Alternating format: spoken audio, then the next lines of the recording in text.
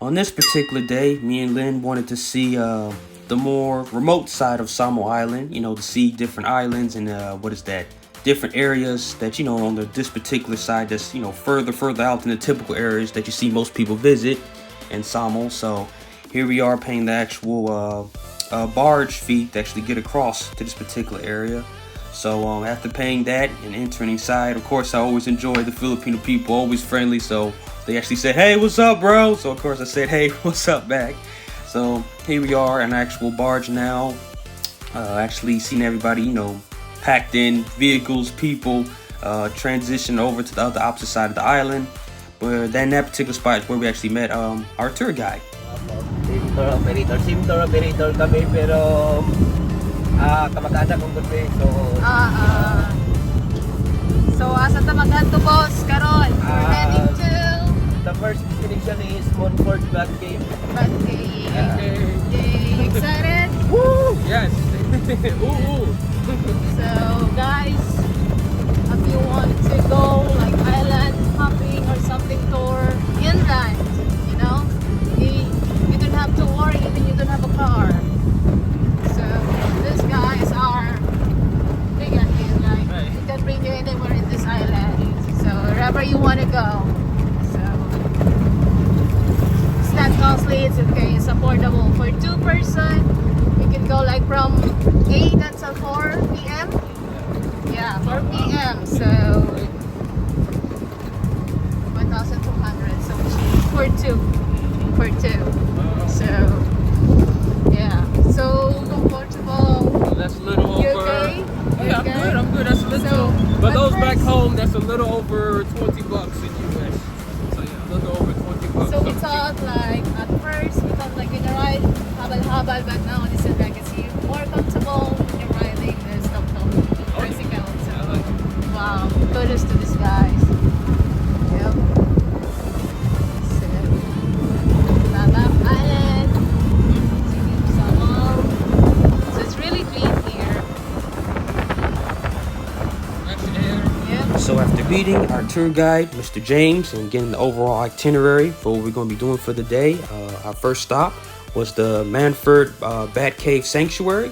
But before we went inside, got a chance to see actual local vendors. She was selling, organic wines native to the country. So I said, wow. I wanted to actually try some because I'm a wine connoisseur myself. Anybody back home knows that. So I have a whole wine rack back in my place in US. So I said I had to get to try some of this. So I got a chance to enjoy it. Quite a few of them, but the one that really just blew me away was the Dorian wine. That was really, really delicious. Actually, it has a nice, sweet, semi-sweet taste. Went down really smooth. I like the texture of it. So I said, well, yeah, I definitely, want to get a bottle to take home to enjoy later with Lynn. So definitely picked up one. And, I wanted to support, the native, Filipino, tindahan. So I said, why not? So I went ahead and bought a bottle. Next up, got some background on the actual bats themselves and how important they are to the actual Philippine ecosystem when it comes to the plants and cultivating different fruits in the actual country. So I got actual idea, like understanding, okay, that's what makes Davao the Dorian capital of the world, is thanks to the actual bats themselves. So she did an excellent job. She spoke both English and Bisaya, so I understood everything. It means welcome or maligayang Madjuna pag. Yes, maligayang pag-abot. It's our Sama tribe language here. The first tribe in this island is Sama tribe. That's why it named Samal Island. So by the way, Mana, one of the in-house briefing guides here. So before you proceed to the target area, I have dispersed a short discussions about the place and a basic information. Why should we CPR ban? CPR stands for conserve, protect, and respect bats. No? That's the advocacy of our foundation here. So this place named Fort Med Bat Sanctuary. Fort Med stands for Monfort Remedios. She was the late grandmother of the present owner, Miss Norma Monfort, also known as, or famous known as, Bat Mama of Davao region. So, yes, because she won in 2011 as one of the 8 in Disney Worldwide Conservation Heroes awardees in the world. So according to her, they preserve this property, not really just because for the bats, but of course, the real reason.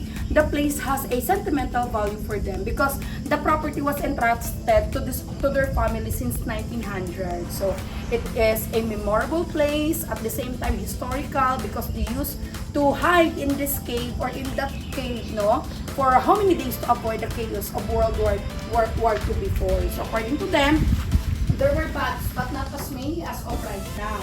Now, after World War II, they migrated to state and came back here in the year 90s. At that time, the family was surprised, no, because there's a lot of bats, even in the outer part of the cave, that's exposed already to sunlight. So meaning to say, the inside part of the cave cannot accommodate them anymore because of their huge or increasing population inside. So there are no space at all na inside. That's why they have this adaptation already, even there is a light, no, outside. So because of that huge population of our bats here, we won in Guinness World Records in year 2010.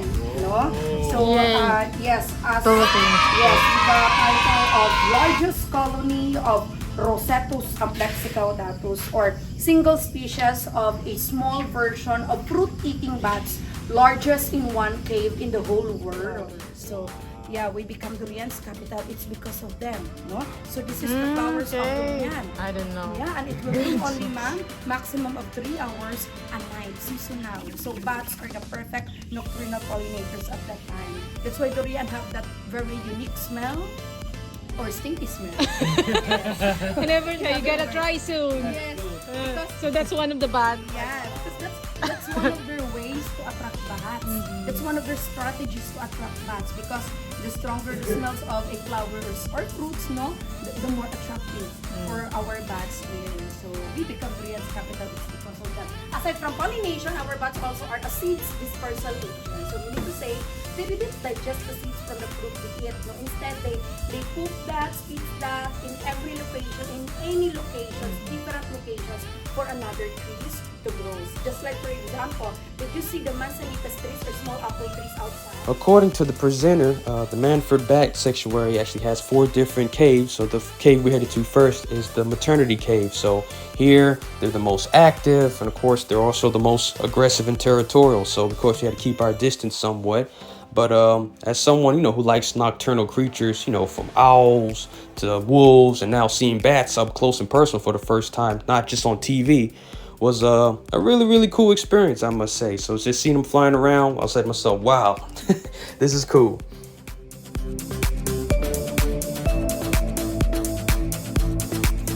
Only on TV. Wow. Oh, the smell's not even that bad. Not bad. Happy? Cool. Very happy. Okay, let's go to the Next one.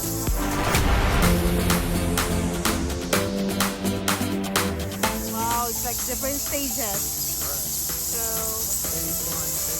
yeah, so this is like the schoolroom. Ooh, this one, there's a big one also there. Yeah. There's another one also.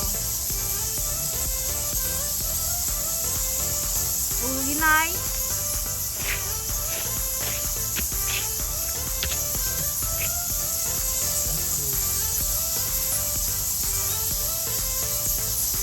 So after seeing the maternity and the second cave, the flight school cave, this particular one they call the actual divorce cave, where these particular bats kind of keep to themselves, don't want to mess with anybody, just being alone.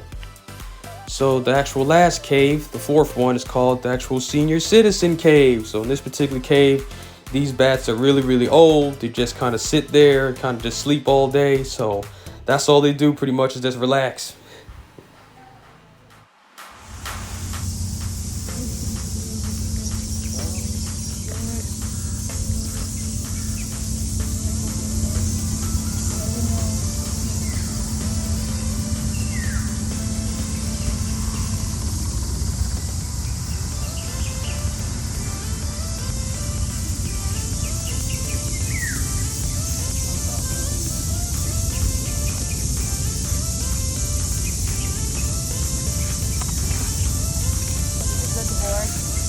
So after you get divorced, you gotta go to senior citizen. Oh my god. So after the Batcave Sanctuary, here we were at the Bluebird Overlook. And this is just a breathtaking view, you know, on top of actual the Samal area. There in the distance, actually, you can see, what is that? Pearl Farm right there. That little island that you see in the distance right there is actually Pearl Farm. And of course, later on in the clip, you see I zoom in, you guys can see, you know, the city of downtown Davao in the actual distance. So you got Pearl Farm there, and right there in the distance, you see the actual downtown Davao area. So just a breathtaking view, you know, just seeing the nature and everything. It was really, really amazing.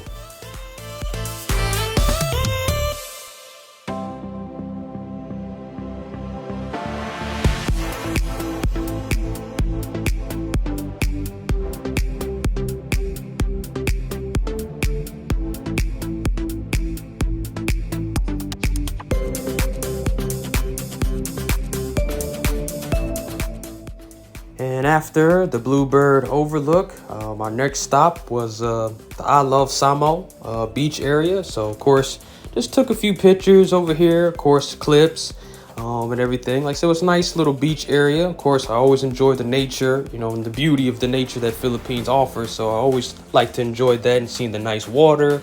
But the actual, I guess the highlight of this particular area was, what was that? We went back towards the front of it.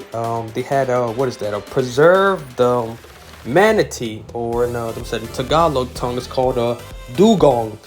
So it was like a perfectly preserved manatee that you could see in the front entrance. So of course, me and Lynn took a picture next to it and everything. They call it the Princess Dapia. So like I said, that was really interesting because I never seen, of course, you know, a preserved manatee up close and personal like that. You know, just get an idea what it looks like. You know, if you ever got a chance to see it, because usually those are so, you know, deep under the sea that you can't really see it unless you have, you know, the scuba gear. So that was really cool.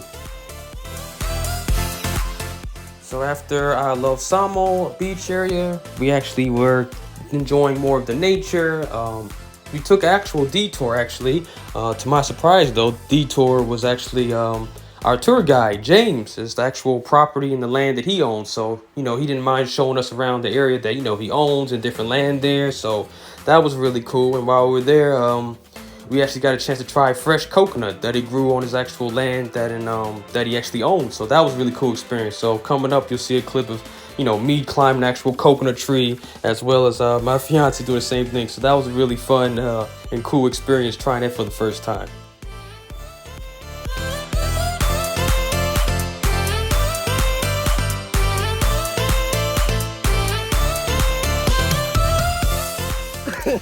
Mahulog ka, balda. So be careful.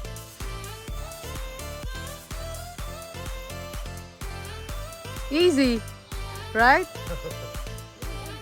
Not bad. Do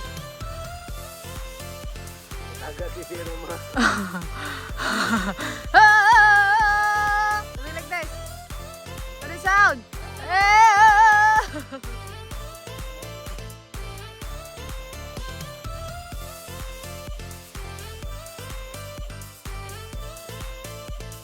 Okay, Big, that's good enough.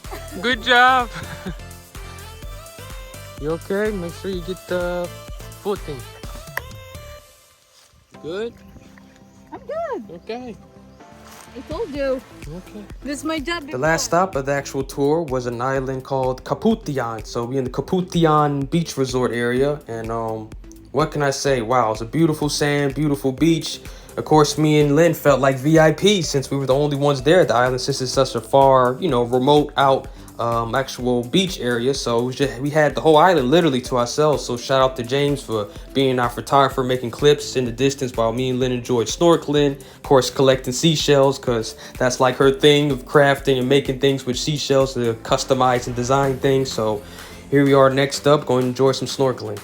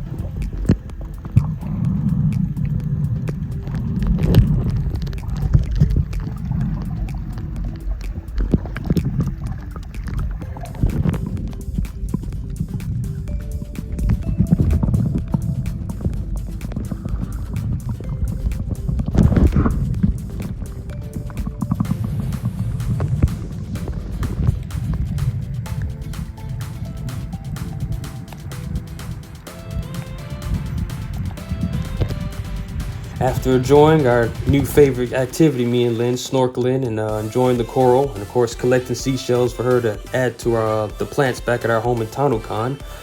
Here we are just heading back to the barger to head back to mainland Davao. But while there, we got a chance to see, more of the locals, just conduct their everyday, activities. I'm still just amazed at, the ingenuity of the Filipino people. They seem so happy with so little, and yet they make the most of what they do have. So I'm always amazed to see that. But again, shout out to James. Great tour guide. Definitely can recommend him if anyone wants a tour of the Samal, more so remote areas. And again, thank you to all the new subscribers, friends, family for tuning in, being a part of our journey, and of course our adventures together. See you soon. Like, comment, subscribe, and we'll see you next time.